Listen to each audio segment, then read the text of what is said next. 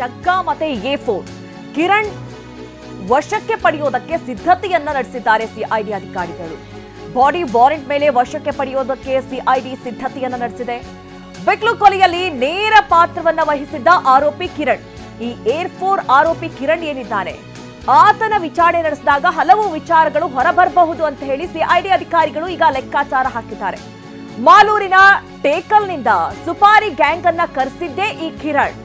ಬರ್ತ್ಡೇಯಲ್ಲಿ ಆರೋಪಿಗಳನ್ನ ಭೈರತಿಗೆ ಭೇಟಿ ಮಾಡಿಸಿದ್ದ, ಭೈರತಿ ಜೊತೆ ಫೋಟೋ ತೆಗೆಸಿಕೊಂಡಿದ್ದ ಕೊಲೆ ಆರೋಪಿಗಳು. ಹೀಗಾಗಿ ಜಗ್ಗಾ ಕಿರಣ್ ವಶಕ್ಕೆ ಪಡೆಯೋದಕ್ಕೆ ಸಿಐಡಿ ಅಧಿಕಾರಿಗಳು ಮುಂದಾಗಿದ್ದಾರೆ.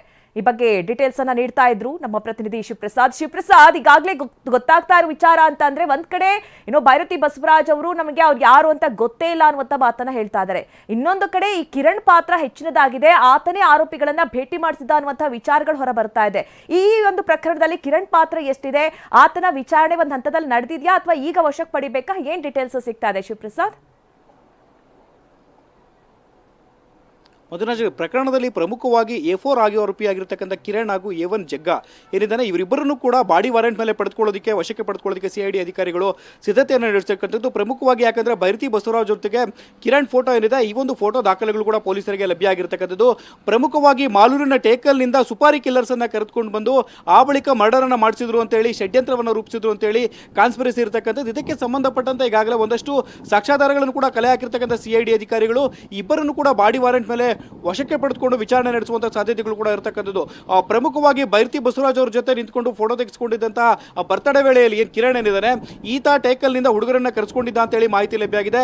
ಇದಕ್ಕೆ ಸಂಬಂಧಪಟ್ಟಂತೆ ಒಂದಷ್ಟು ದೂರವಾಣಿ ಕರೆಗಳಿಗೆ ಸಂಬಂಧಪಟ್ಟಂತೆ ಡಾಟಾ ಕೂಡ ಪೊಲೀಸರಿಗೆ ಲಭ್ಯ ಆಗಿರ್ತಕ್ಕಂಥದ್ದು. ಈಗ ಸದ್ಯಕ್ಕೆ ಸಂಬಂಧಪಟ್ಟಂತೆ ಜಗ್ಗಾ ಏನಿದ್ದಾನೆ, ಪ್ರಮುಖ ಆರೋಪಿಯಾಗಿರ್ತಕ್ಕಂಥ A1 ಜಗ್ಗಾ, A4 ಆರೋಪಿಯಾಗಿರ್ತಕ್ಕಂಥ ಕಿರಣ್, ಇವರಿಬ್ಬರನ್ನು ಕೂಡ ಬಾಡಿ ವಾರೆಂಟ್ ಮೇಲೆ ವಶಕ್ಕೆ ಪಡೆದುಕೊಂಡು A5 ಆರೋಪಿಯಾಗಿರ್ತಕ್ಕಂಥ ಶಾಸಕ ಭೈರತಿ ಬಸವರಾಜ್ ಅವರನ್ನು ಕೂಡ ವಿಚಾರಣೆಗೆ ಒಳಪಡಿಸ್ತಾರೆ.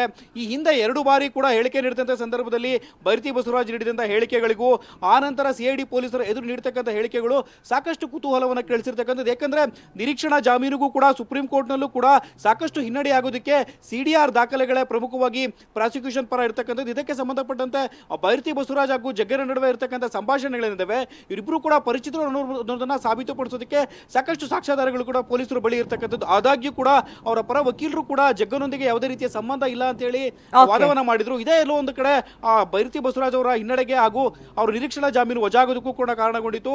ಈ ನಿಟ್ಟಿನಲ್ಲಿ ಭೈರತಿ ಬಸವರಾಜ್ ಅವರು ಯಾವ ರೀತಿಯ ಸ್ಟೇಟ್ಮೆಂಟ್ ಅನ್ನು ಕೊಡ್ತಾರೆ ಅನ್ನೋದು ಸಾಕಷ್ಟು ಕುತೂಹಲ ಮೂಡಿಸಿರ್ತಕ್ಕಂಥದ್ದು. Madhu Nagaraj. Okay Shivaprasad, thank you ನಿಮ್ಮೆಲ್ಲ ಡೀಟೇಲ್ಸ್ಗಾಗಿ.